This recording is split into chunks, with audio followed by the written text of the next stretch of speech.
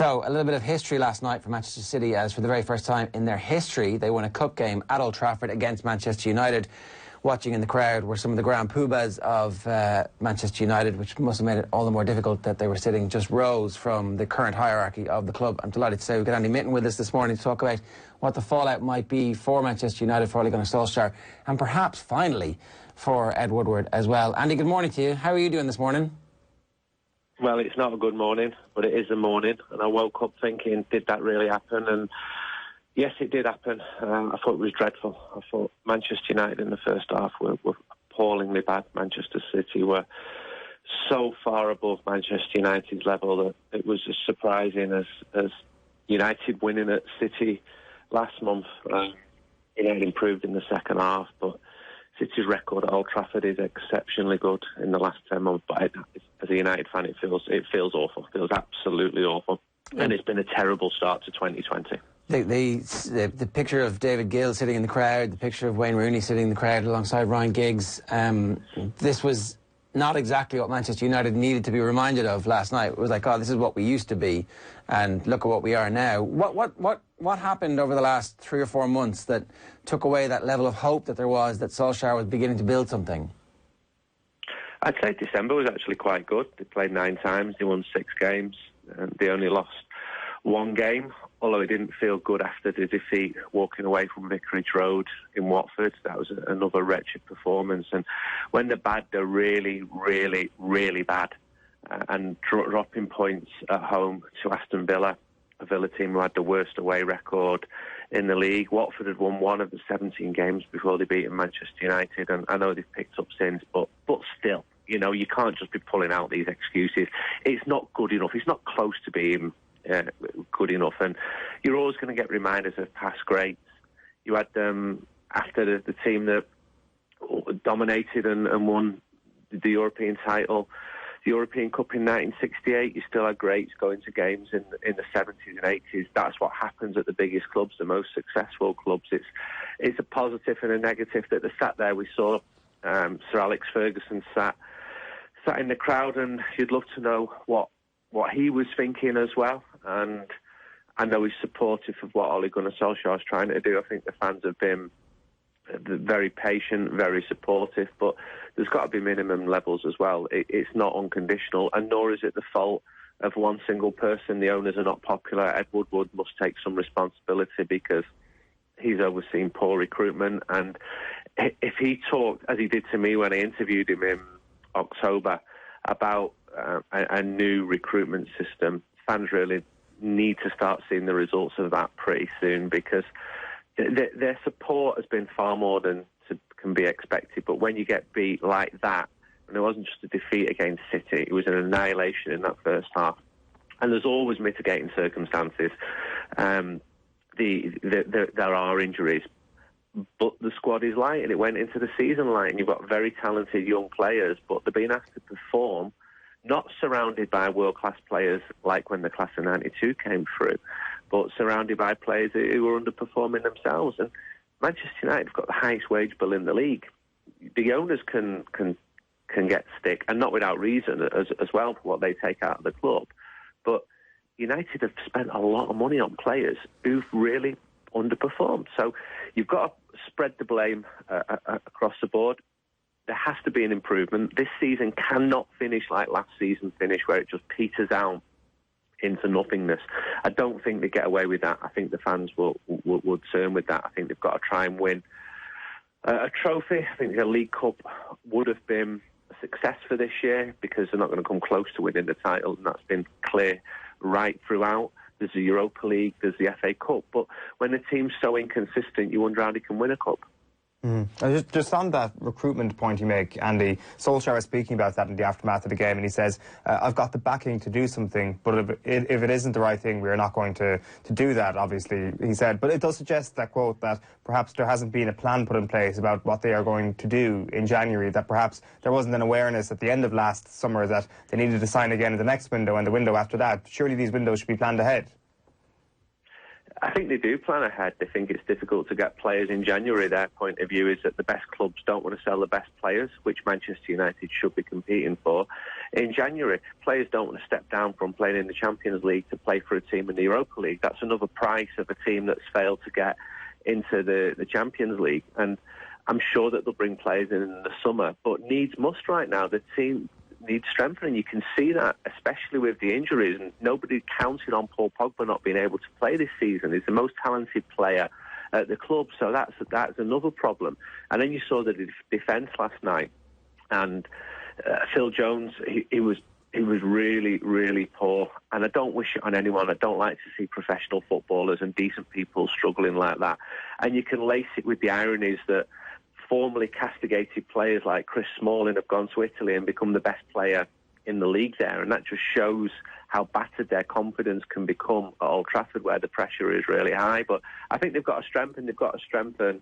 In January, the fans need a lift. However, they needed a lift when Juan Mata signed, when Alexis Sanchez signed. If they bring a player in, he's got to be the right player. But then agents are going to know that Manchester United are desperate because of the pressure brought on by the poor results.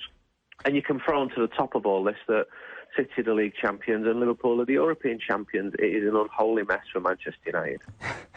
That point on the confidence of the players and Chris Smalling is interesting because, I don't know, there seems to be a growing annoyance almost among some Manchester United fans that Solskjaer is always so positive in the aftermath of these defeats, like talking about how well they performed at times in the second half was his tone in the press conference last night.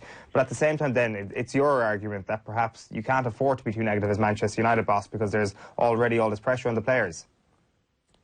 Well, look what happened when Jose Mourinho wasn't positive. That then leads on to the point where the media look for a reaction from the people who's been criticised. So, say if you criticised Luke Shaw, as he did and Louis van Gaal did, then they look for a reaction from the Shaw camp, and they come out to say, well, they're not happy with what's happening, and that creates more side issues. From what I understand, and I know what's going on in some aspects behind the scenes, Ole Gunnar is far from positive in the dressing room. He puts on a positive face publicly for several reasons. One, because he knows the confidence of his players is fragile. Two, he's not going to talk down the value of players. He's not going to say what he really thinks on some players, because that strengthens their position massively when it comes to leaving the club and talks down their transfer fee. So I can see why he's doing that, and I'm more concerned that while United can look so good against some of the best teams under Solskjaer, that they're incapable of beating some of the worst teams.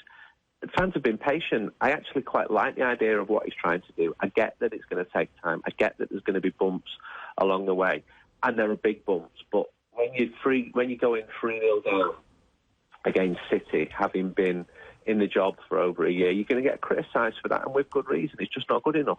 It's obviously not good enough, but is this a staging post along the way? Is this just a bump? Or because last night was so humiliating, because it was against Man City, because it was a moment of history for them, does that tempt Ed Woodward to make a decision? Does that speed or spur him on to make a decision, or the owners to make a decision and go, OK, well, we've got this wrong, let's go again? Well, what happens the next time? Who's going to come in and change it? The next manager's going to come in and say exactly the same as the previous 4 managers have come in. This isn't my squad. This is going to take time to rebuild. And David Moyes was doing that 3 weeks after arriving, saying there needs to be a serious rebuild here. And at the time I was thinking, why? You've just won the league. And maybe he had a point. He probably did have a point. And Louis van Gaal said the same thing. And the fans go along with the new manager at the time. Great, he's getting rid of all the deadwood. This is the man that we need. And when the results don't come, and the competition's much stronger, that has got to be said. Every Premier League team now is far, far better resourced than they were in the 90s and the noughties. United can no longer go to Leicester, let alone Tottenham Hotspur, and get their best players like they used to be able to do, because they just don't need to sell because they've got so much money.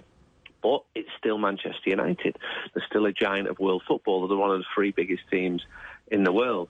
They will come right again one day, but that day doesn't seem to be getting any closer at the moment, and there has to be minimum requirements. And when you get results like last night, it just whacks the confidence of the fans. Yeah, that's the thing. This is a vicious circle that he's in at the moment, where the confidence of the team is so fragile that after the first goal goes in, there's no way that they can get themselves back. The fans feed off that, and his own confidence has got to be shot as well. So I guess I agree with you, right? The next manager who comes in is going to do exactly the same thing as the previous managers, but somebody might be better experienced. Somebody might have a better grip on what the best way to build your recruitment system actually is. Somebody might have experience of managing a club of Manchester United's size, and that might be something which tempts the ownership. I guess that's the question. It might not be the right thing to do, but that hasn't stopped Ed Woodward from making bad decisions in the past. Is he more likely to make a knee-jerk reaction on the back of a result like this, given that it is against Man City? I don't think he will make a knee-jerk reaction. I think that he would get that much stick, have to preach in patience, and I don't think he will. And also, the grass isn't always greener with other managers. I get the point that someone might come in and be a better manager. If Pep Guardiola took over tomorrow, he might have more tactical acumen, well, he would have, than Ole Gunnar Solskjaer and his team. But United have gone down what they thought was the Fergie clone with Moyes. They've gone down the Van Gaal route, proven international winner.